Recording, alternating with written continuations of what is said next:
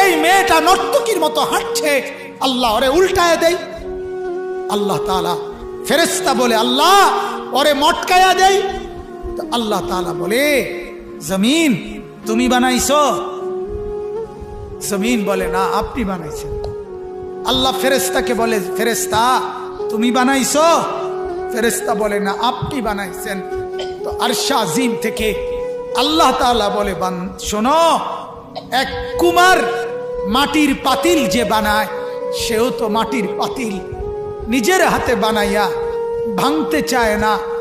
9 মাস আমি নিজের হাতে মায়ের পেটে রেখে আমি যারে বানাইছি, আমি নাক লাগাইছি, চোখ লাগাইছি, 1 দিন 2 দিন না, 9 মাস আমি যারে বানাইলাম, আমার হাতে গড়লাম, আমার হাতে সাজাইলাম, আজ তাকে আমি কেমনে ধ্বংস করে